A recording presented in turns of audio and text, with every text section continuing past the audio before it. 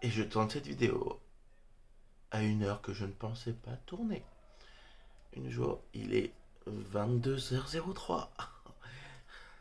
Ah, il n'y a jamais d'heure là pour la tourner. Et quoi, une vidéo? Purée, j'ai l'impression que ça fait des jours et des mois que j'ai pas tourné. Mais en tout cas, ça fait tellement plaisir de vous retrouver, enfin.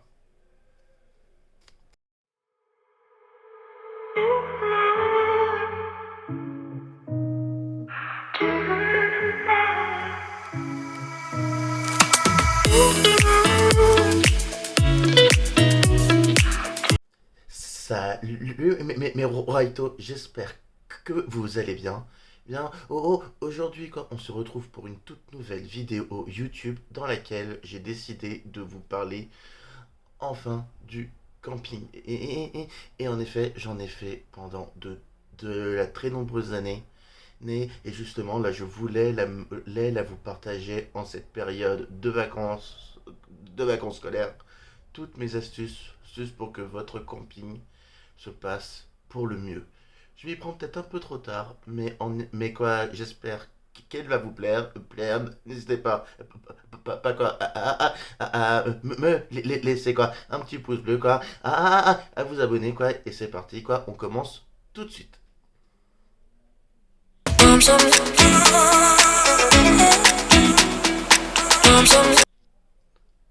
Alors, en effet, fait justement le camping, c'est une activité qu'il faut s'y prendre des, une année entière. Tiens, je m'explique. Je m'explique. Si par exemple vous voulez faire du camping en 2000, l'été la 2023, bah, il faudra s'y prendre quoi, un an quoi en avance pour l'ajustement, vous faire plaisir là durant cet été. Durant cet été. Et là, vous voulez partir quoi en vacances, je sais pas moi, au bord de mer. Bah justement, faut mettre de l'argent de côté. Et c'est justement notre sujet principal. C'est l'argent. Justement, l'argent, parlons-en. Pour, pour que vous puissiez vraiment en profiter. Moi là, ce que je faisais quoi, et mon père aussi le c'était mettre au moins la 50 euros de côté tous les mois. Moi, et après, à la fin, ça faisait une petite belle rentrée d'argent quand même, hein, et on était heureux, heureux de pouvoir participer, de pouvoir justement partir avec les 600 euros. Après quoi, on n'utilisait pas là, cet argent-là pour tout ça, hein, parce que entre le camping, qu'il faut bien la payer, l'emplacement, tout ça, les, euh, les courses, les courses et aussi les plaisirs, 600 euros, c'était, c'est, ça aide vachement, bon, mais on avait besoin aussi d'autres choses. Donc du coup, là, ce qu'on faisait, nous, c'est que les 600 euros, quoi, on les mettait là dans une cagnotte, dans un mini portefeuille, quoi, et on les disait, bon, bah, on se fait un resto quoi, avec les 600 euros, quoi, et après, c'était bon. Ah, ah, ah, Quand du coup là je vous parlais de plein de courses, justement, parlons-en, pour la partir quoi en camping, nous quoi, on mettait tout, tout le matériel de camping dans un coffre que voici. Justement, le coffre, je trouve cette idée-là tellement pratique et tellement bien que je me disais que je me disais quand mon père m'avait dit là, j'ai acheté un coffre, viens quoi, on va mettre là tout le matériel là de camping dedans.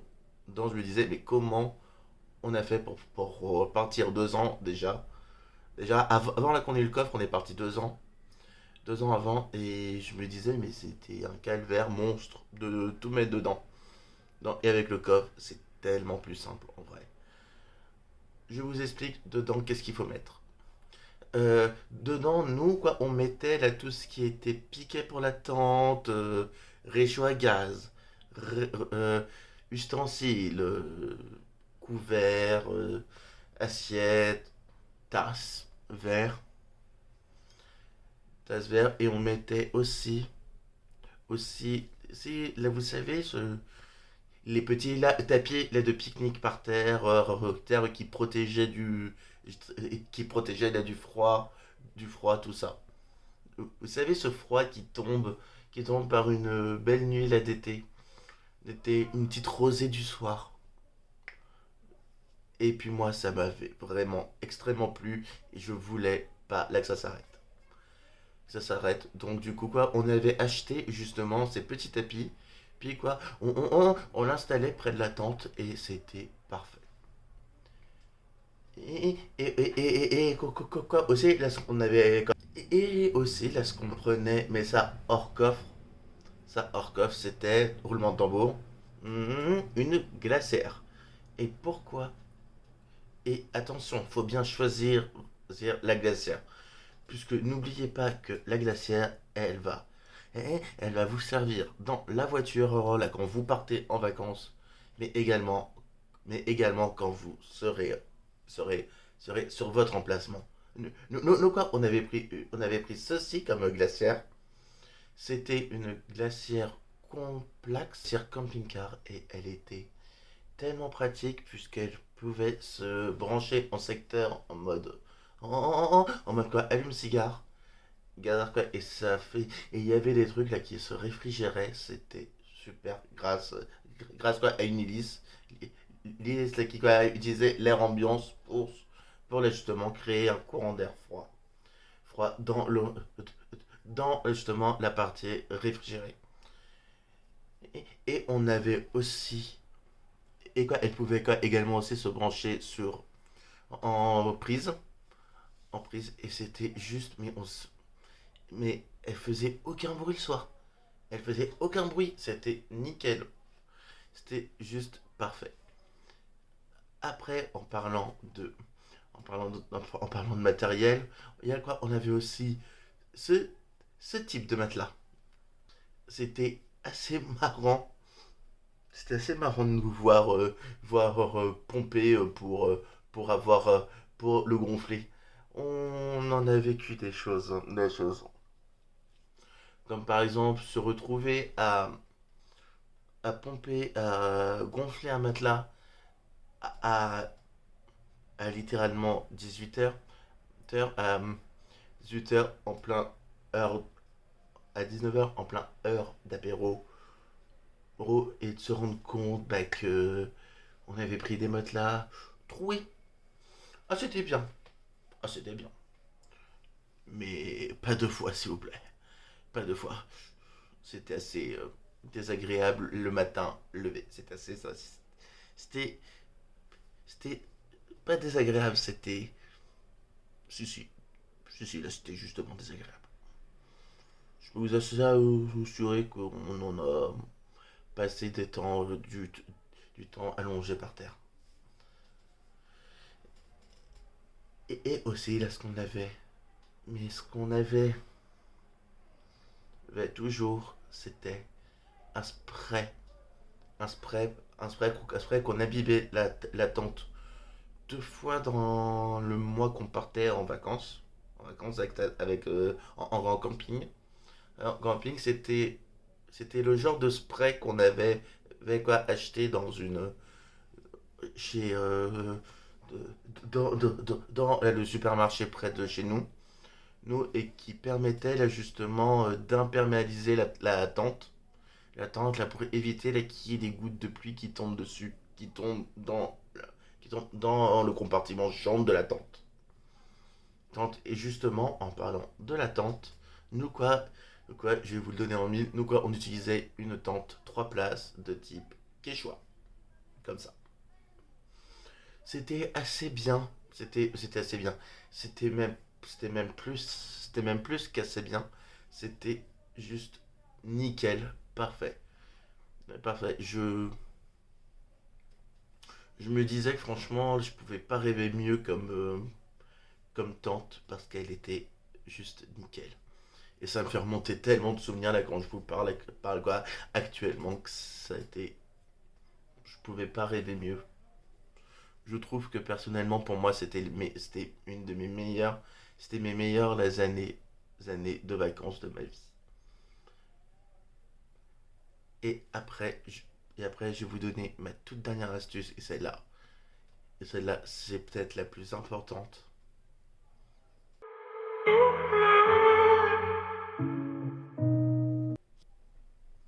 Justement, qui dit partir en vacances dit forcément, dit forcément déplacement.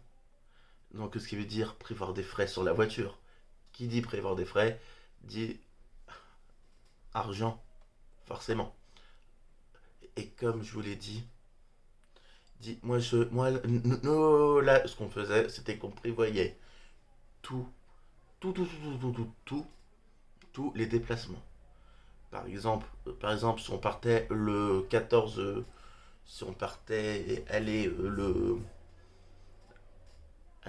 le 6 juillet, bah on allait commencer par quel camping? Par quel camping quoi, on allait la commencer. On y resterait combien de jours? Ah tiens, après, moi je ferais bien ça, je ferais bien ça, ça. Ça quoi, au bout d'un moment, là, ce qu'on faisait, c'était qu'on prenait une carte de France. Une carte de France, là, vous savez, les cartes de France papier. Papier quoi. On l'ouvrait en grand. On ouvrait en grand quoi. On disait, bon, bah, on part de là. On part de ce point-là. Point là quoi. Et on va jusqu'ici. Jusqu'ici, combien ça fait de temps? Non. Très bien. Très bien. Très bien. Combien de jours? D'accord, ok. On va voir. On va voir l'ajustement, là, si c'est possible. Et justement, je me souviens, je me souviens de plusieurs campings où justement, donc, ouais, ils ont dû nous voir arriver de loin. On les appelait limite, limite une heure avant qu'on arrive. Quoi, on était là. Bonjour, quoi. Avez-vous de la place? Place pour un emplacement tente de deux personnes. Oui, oui, très bien, très bien, très bien. Très bien, très bien. Là, vous arrivez quand? Littéralement dans une heure. Très bien, bah quoi, on vous attend. Et justement, c'était des petites anecdotes comme ça que je me disais que j'allais pouvoir tellement être heureux lorsque je vais le dire. Et mes proches ont très souvent rigolé à nos petits imprévus. Et encore mieux, et encore mieux, parce que je vais vous raconter une anecdote en fin de vidéo. Et là, franchement, si vous rigolez pas, je sais plus. Je sais pas quoi faire pour vous faire rigoler moi alors. Et l'anecdote. On était parti une année en Lisière Bretagne, Normandie, et c'était juste nickel, nickel. C'était à Huelguat. Huelguat, c'est une petite, c'est une petite, c'est un, je vais appeler ça une petite ville même. Là, c'est village ville, et c'était trop beau. Problème, c'est qu'on arrivait là-bas avec un énorme orage qui allait durer une semaine. Même quand on s'était dit tranquillement, là ça va durer quoi? Une journée? 2 journées de pluie quoi, et le reste on va pas profiter. Et ben on avait pas calculé que la pluie avait commencé à tomber depuis une semaine et demie, depuis littéralement 3 jours, que la terre était gorgée d'eau et que comme vous le savez, c'était impossible de se...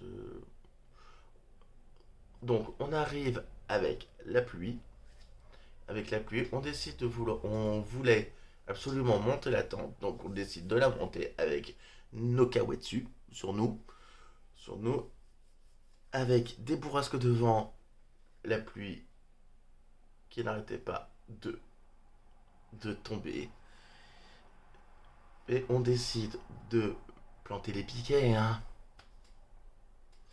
autant vous dire que les piquets, on a bien réussi à les enfoncer sans même un marteau, hein, parce que honnêtement, voilà, quand la pluie est gorgée, la terre se laisse littéralement faire, sans mauvais jeu de mots. Et du coup, qu'est-ce qu'on a décidé de faire? De s'installer. Oui, oui, oui, oui, oui, oui. Autant dire que on n'avait pas la prévu, la qu'est-ce qui allait se passer. Donc nous voilà prêts.